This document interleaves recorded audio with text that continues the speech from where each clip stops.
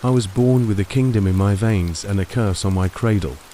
From the moment I took my first breath in 1443, they whispered about blood not mine, but that of kings. My father, John Beaufort, the Duke of Somerset, died when I was just an infant. Some say he died of shame. Others say he was murdered or took his own life after failing to hold Normandy for the English crown. It didn't matter to me then. What mattered was what he left behind, a legacy drenched in war, politics, and ambition. You see, I was a Beaufort, a name that meant both promise and poison.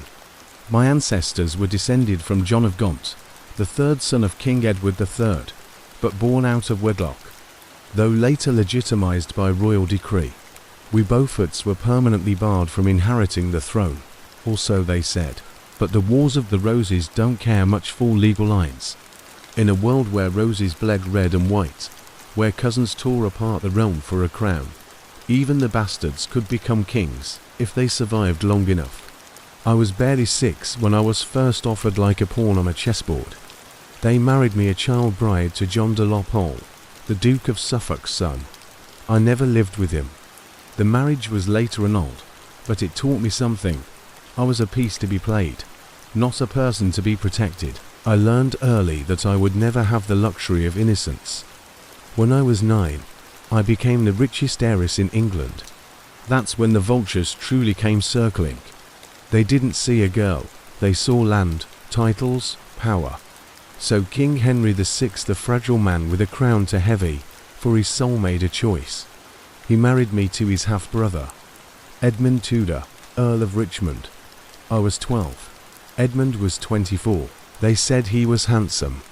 I say he was ambitious. His bloodline was barely noble. His father a Welsh servant turned lover of the king's mother.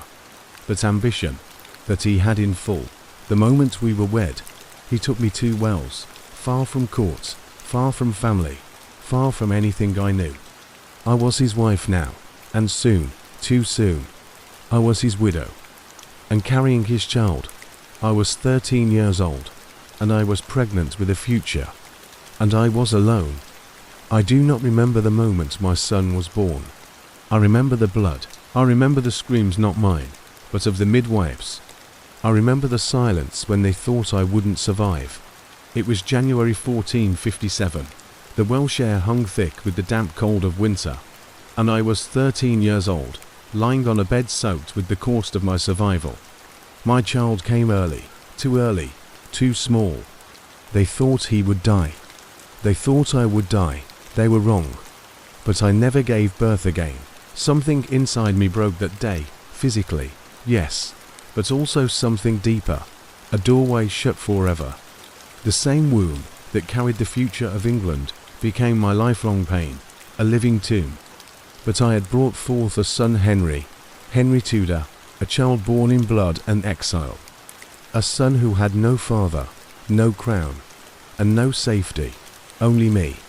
I became both mother and widow before I was old enough to hold a quill properly. Edmund Tudor never saw his son. He died in captivity of the Yorkists, likely of the plague, or perhaps of the kind of ambition that kills slowly. The sort that gets men locked away before they can ever truly fight. And now the House of York was rising. King Henry VI, our ally, our Lancastrian hope, had lost his grip on the crown and on his mind. And in that chaos, men like Edward of York rose up like wolves sniffing blood. I was not safe. My son was not safe. The Yorkists would have gladly swept away every last remnant of Lancastrian blood. And Henry Tudor was a boy who carried too much of it. So I did what I had to do. I remarried, not for love, never for love, but for calculation. My second husband was Sir Henry Stafford, a nobleman, yes, and kind, in his way, but ultimately another chess piece. He gave me protection, status, and enough distance from the volatile center of power to keep my son breathing. But that wasn't enough, because breathing isn't living. And I wasn't going to raise my son in fear. I stayed in England. Henry didn't. While the Yorkists solidified their grip on the throne, my son was sent across the sea to Brittany, a foreign land, but safer than the gallows. He was 5 years old. I didn't get to hold him goodbye. That was the cost of survival. The House of York ruled now first Edward IV, then the brief horror of Richard III. The Tudors were considered traitors, threats, exiles. I, Margaret Beaufort, lived as a woman surrounded by enemies, and I smiled through it all. That was my role. The mother of the last Lancastrian hope. I learned how to live with serpents. I dined with Richard's allies. I curtsied to kings I prayed would fall. And all the while, I whispered, I plotted, I waited. Every morning I woke and asked, is today the day my son returns? Or the day I hear he's been killed in the night? I walked the court in silence, but behind the walls, I began stitching together alliances. Yorkist wives who had lost brothers to Richard's ambition. Disillusioned nobles tired of tyranny. Rebels without banners. Quiet murmurs of dissatisfaction. And one of those whispers was Elizabeth Woodville. Yes, that Elizabeth. Widow of Edward IV. Queen mother of the fallen House of York. She hated Richard III more than I ever could. After all, he had taken her sons the princes in the Tower, and made them vanish. No graves, no answers, only silence. To women one Lancastrian, one Yorkist bound by the blood Richard had spilled. And between us, a plan was born. We would unite our houses. My son, Henry Tudor, would marry her daughter Elizabeth of York, and that union would destroy Richard from both sides of the wound, Lancaster and York, red rose and white. It wasn't love. It was revenge, cold, elegant revenge. But first, Henry had to return and take the crown by force. So I began feeding money across the sea, letters, agents, ships, supporters. I forged the way for my exiled son to return not as a beggar, but as a conqueror, all while pretending to serve the king, pretending to pray for Richard's long reign, while carving the knife that would end it. The summer of 1485 was the moment I had waited for all my life. Henry Tudor landed at Milford Haven in Wales with an army not large in number, but potent in hope. Foreign mercenaries, exiled nobles, dissidents hungry for justice, and behind them the invisible shield of all those who had suffered under Richard III's bloody reign. And at the heart of it all, my son. He had grown taller, stronger, hardened by exile. But I knew, even across the sea, that he still carried my ambition in his marrow. He was not just fighting for a throne, he was fighting for me. But for him to win, I had to play the most dangerous game I had ever attempted. I had to pretend to serve the King Richard the Usurper, while secretly aiding my son's march. Every move I made was watched. Every whisper could be betrayal. Every ally could be a dagger in the dark. I exchanged messages in code. I met rebels under the guise of prayer. I bribed Yorkist knights to hold their swords, or better yet, to turn them at the right moment. And still, it nearly crumbled. When Richard learned of Henry's arrival, he ordered my arrest. He feared the mother more than the army, but I was too valuable to respected to jail outright. So he placed me under house arrest in the home of my own husband, Lord Stanley.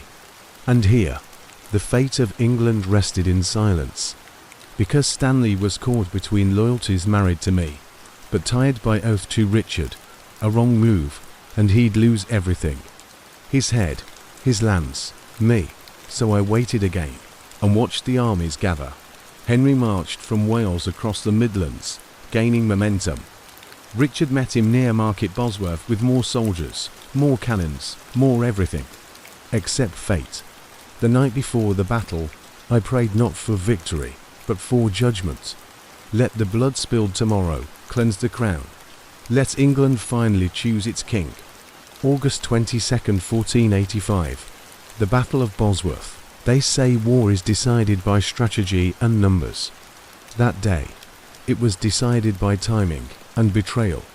When Richard charged toward Henry, intent on ending it himself, Stanley's forces, my husband's forces, moved. They turned. They betrayed their king. They saved my son. And Richard, tyrant, child killer, thief of a nation, was struck down in the mud, screaming, crown falling from his head. The crown was found on a bush. And just like that, after decades of blood, I was the mother of the new king, Henry VII. When my son became king, many believed my work was done. How little they knew. Crowning a monarch is easy. Keeping him crowned, now that's the war. The throne was not a gift. It was a battlefield, and so I remained in the thick of it, not behind, but beside my son. I took the title my lady the king's mother, and with it, powers no woman before me had wielded. I had my own court, my own lands, my own seal, and in many ways my own government. But this England was not tamed. The Yorkist threat still breathed, still bled. Pretenders rose from the ashes, claiming to be princes Richard had supposedly murdered. Some were obvious frauds, others frighteningly convincing. Men rallied around them. Armies marched. Nobles whispered. And always, the question loomed, could Henry hold what we had stolen back? I say we because I never left the shadows. I orchestrated propaganda campaigns to undermine the pretenders. I negotiated the marriage that would seal our reign, my son, to Elizabeth of York, the daughter of our enemies. Yes, I pushed for that union, not for love, for strategy. With that marriage, we did something no blade had ever managed. We fused the blood of Lancaster and York. And yet, hatred has a long memory. There were plots against Henry, rebellions, papal threats, French interference, and worst of all, betrayal from within our own court.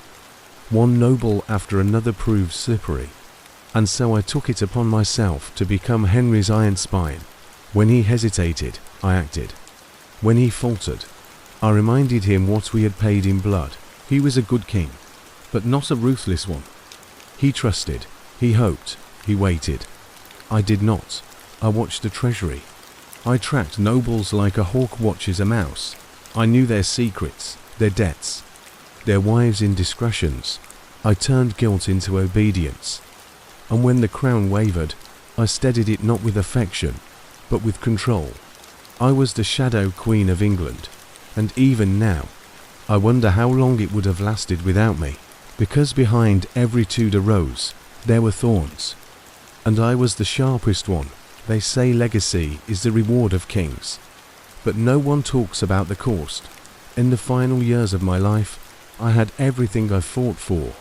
My son sat securely on England's throne. My grandson, Arthur, had been born, the future of our dynasty, wrapped in swaddling cloth. But peace tastes bitter when you remember how it was made. I would lie awake sometimes, thinking of the faces I had outlived, the men I betrayed, the friends I had sacrificed, the loyalty I had turned into leverage. Was it worth it? My conscience was a graveyard, silent, heavy, yet still. I moved forward. When Henry died in 1509, the grief hit me harder than I expected.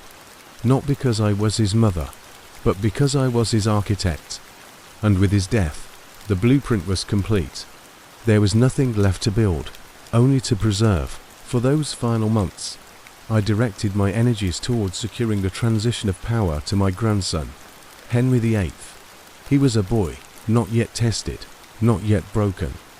And I feared what would become of him without me. I organized his coronation. I stood behind him at every council. I ensured the nobles feared my presence even as they bowed to his. And then, in June of that year, I knew it was time. I withdrew from court. My body was failing, but my mind still raced, still plotted, still planned. I died knowing my blood would shape England for centuries, that the Tudor rose would bloom across a continent, soaked in feudal rot. But I also knew something darker. You see, I had always believed God had chosen me, that my suffering was divine fuel, that every betrayal I committed in his name would be repaid in peace. But peace never came, not to me, not to the kingdom, because power doesn't heal, only hides the wounds. And the first, Lady Margaret Beaufort, mother of the Tudor dynasty, builder of kings, and warden of revenge, left this world knowing that what I had secured was not peace, but a legacy forged in fear, a dynasty born of ambition, and a crown that would one day consume everyone who wore it, even those I loved, especially them. This has been the story of Lady Margaret Beaufort, not just a mother of a king, but the woman who engineered the future of England through fire, betrayal, and unwavering ambition. If this story fascinated you, if it revealed just how brutal the world of royalty can be behind closed doors, then subscribe to our channel for more dark historical truths like this one. We dive deep into the revenge plots, power grabs, and silent wars that shaped history. And trust me, there's always another name behind the throne. Hit that bell icon, like, comment, share this with someone who loves history as much as you do.